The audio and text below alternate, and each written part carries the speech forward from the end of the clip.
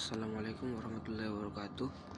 Innal hamdalillah nahmaduhu wa nasta'inuhu wa nastaghfir wa na'udzu billahi min shururi anfusina wa min sayyiati a'malina. May yahdihillahu fala mudilla lahu wa may yudlilhu fala hadiyalah. Asyhadu an la ilaha illallah wa asyhadu anna Muhammadan abduhu wa rasuluhu la nabiyya ba'da. Okay. For the first topic, the urgency of studying discourse analysis in ELT. What are the reasons for studying discourse analysis? So there are three perspectives why study discourse analysis: between academic reasons, pragmatic reasons, and pedagogical reasons. The academic reason is that discourse analysis is closely related to linguistics, sociology, anthropology, psychology, philosophy, communication, and of course education. It is very useful for students at college or university, especially for students majoring in English, in gaining knowledge and understanding of the function of language in social life, as well as the role of language in construction and formation of social relation. The pragmatic season, by conducting discourse analysis, can provide us with information about the function of language and avoid the difficulty of producing sentences that are appropriate to the use of language in its context, which can lead to interaction, because to communicate effectively in foreign language, one must have two types of knowledge, namely structural and functional. Pedagogical research, by conducting discourse analysis, can provide information about the use of language in communicative situation, which is inspire teachers and the practices they use as a reference source for formulating curriculum, designing syllabus, preparing teaching materials, and determining language teaching method. What are the difference between discourse analysis and error analysis in terms of their genesis and focus? Error analysis is carried out within the scope of language teaching and learning, with the aim of assisting students in solving error problems to encourage increased use of their English. Error analysis is carried out solely to provide information to teachers about the forms of error that are often made by students. This information is then considered as problem point for learners in learning a foreign language. Therefore, in addition to teaching the correct sentence structure, teachers are also required to prevent students from making mistakes when speaking. So whenever an error is found, the teacher must immediately correct it. However, because it considered to have many shortcomings, because it does not place too much emphasis on teaching culture in language teaching, and is considered to have a less broad scope to analysis. Meanwhile, in discourse analysis, because of the need for the form and function of information or sociocultural aspect in language teaching, the background of researcher in discourse is a pioneer in the emergence of discourse analysis as a discipline used to describe language context. This topic this topic is talking about discourse analysis and English language teaching. So there are three questions in this topic. What are discourse and discourse analysis? Discourse, Edmondson says that discourse is structural event manifested in language, behavior, or others, whereas text is an arrangement of structural linguistic expression which forms a unity. And then Crystal state that discourse is a continuous stretch of specially spoken language larger than a sentence, often constituting a coherence unit such as sermon, argument, joke, or narrative. So discourse refers to an approach commonly used to examine language in the use of its social context. Okay, discourse analysis. says discourse analysis refers to the attempts to study the organization of language above the sentence or above the clause, and therefore to study larger linguistic units such as conversational exchange or written text. Damon Douglas says the discourse analysis is the examination of language used by members of a speech community. It involves looking at what language form and language function and include the study of both spoken interaction and written text.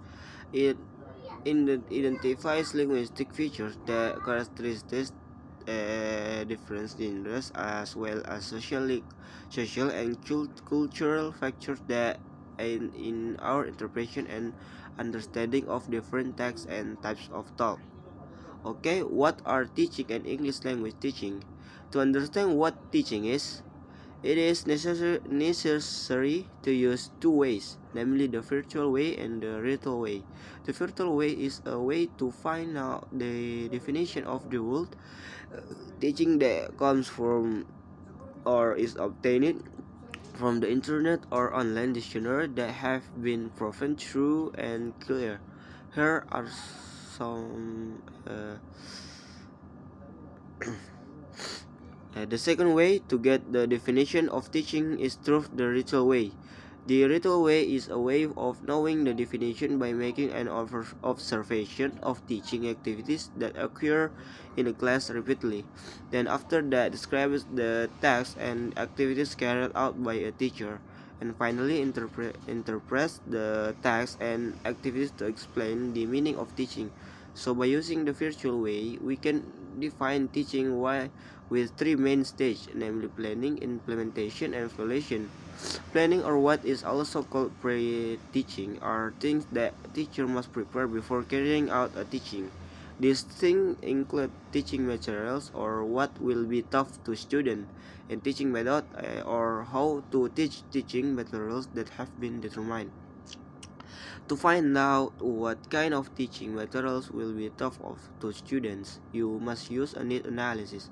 While to find out how to teach what will be done, you must use a situation analysis. The second stage is implementation, or also called while teaching. While teaching, this stage is an activity or action taken by the teacher is providing knowledge or skills to students. The action is in the form of teaching methodology which includes starting, presenting, and ending lessons. And in the process, a teacher uses or chooses a method that includes decision about how the teacher delivers lesson, who to encourage students to be active in classroom activities, and how to choose and use a teaching instrument. The last stage is evaluating, or what is also called post-teaching, a stage where teachers explain how students understand the material that has been taught and whether the goals that have been set at the beginning have been achieved or not. In other words, at this stage, a teacher will assess how effective the learner has been.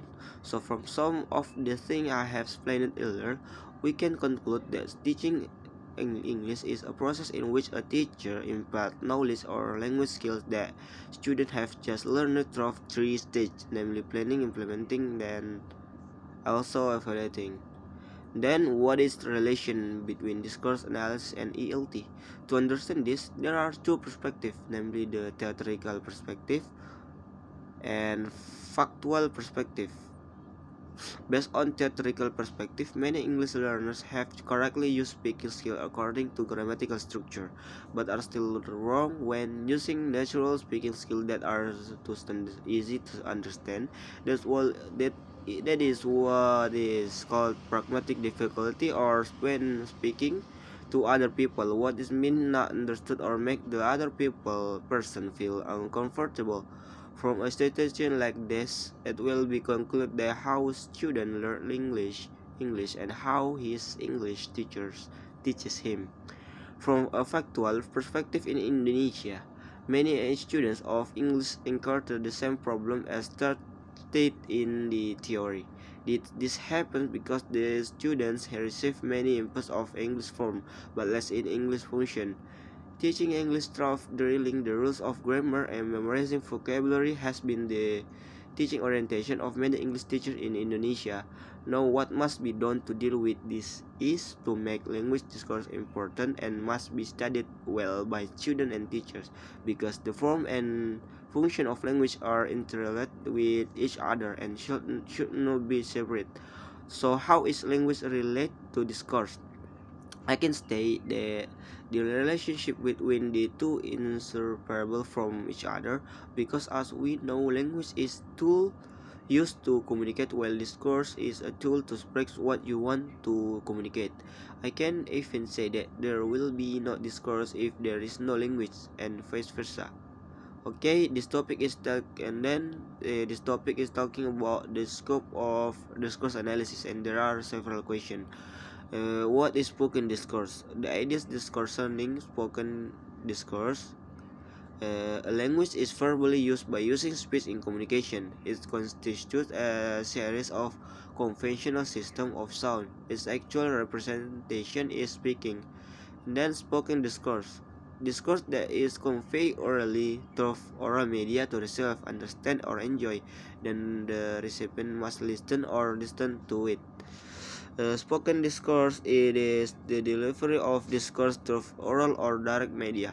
In other words, the representation of oral discourse is speaking, so it can be said the understanding speaking means understanding spoken discourse.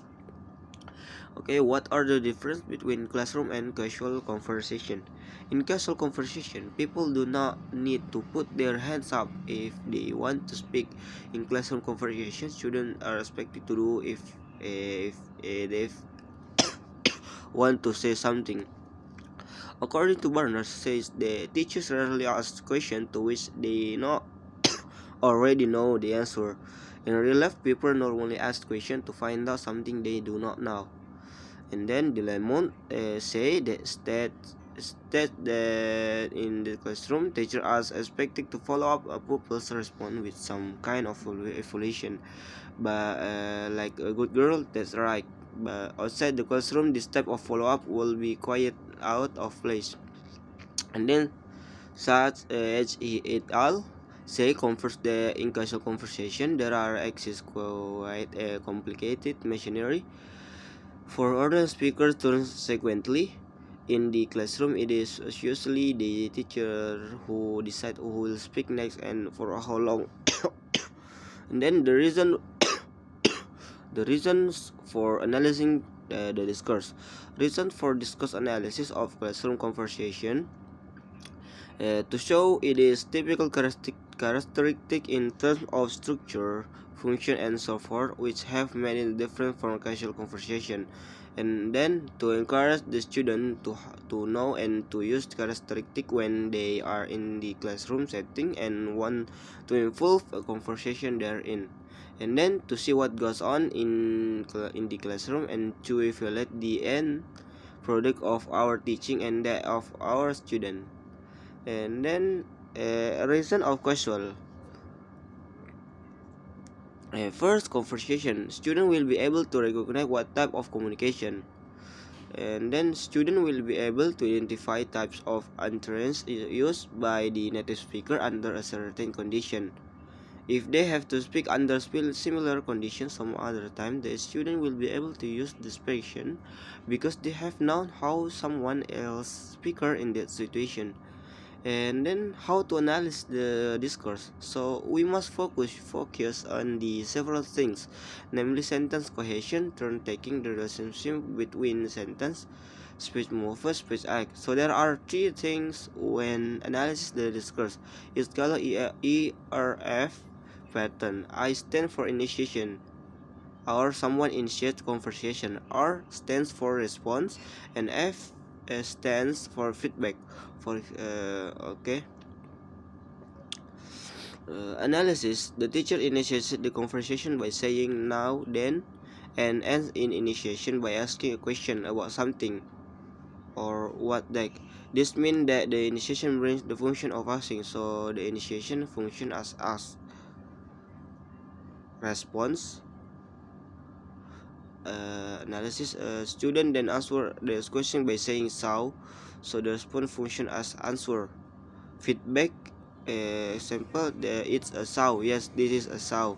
Analysis, the teacher acknowledge the answer by saying it's a saw and comment on it by saying, yes, this is a saw. So that feedback function as comment. According to Sinclair and Contlett, each unit is called an exchange and each part in the exchange is called a move. Each exchange in data consists of three moves which function as a question for the first move, an answer for the second move, and a comment for the third move. Every exchange must have initiation addressed by speaker in the form of statement, a question, or a comment, and it will be responded by the speaker's interlocutor in the form of word or action. Each response from the interlocutor will be followed up by the speakers in the form of confirmation or gratitude. And then what things are found from the analysis? The first, the discourse sequence which form a dialogue. And two, the second, the function of each segment of the discourse sequence. What are the implications of the analysis results to teaching and learning speech delivery in ELT? To be successful in social interaction, students should be taught not only how to master language form, but also to know language function, because speakers in real social interaction frequently express their utterance with function have nothing to do with their entrance, conceptual meanings, and yet one form may perform two or more functions and vice versa. Teaching the language function will help the student to function the language form, or which they already learn in the classroom, effectively, socially, and naturally in real-life conversation. When the students are good at language form but not language function because they are never taught about it, they will easily encounter pragmatic difficulties or difficulties regarding to understand and using language function when trying to communicate in real situation. The pragmatic difficulty potentially make the student unable to communicate language from socially comprehensibility, natural accessibility, and effectively comprehensibility and accessibility for communication. I think that's all. Assalamualaikum warahmatullahi wabarakatuh.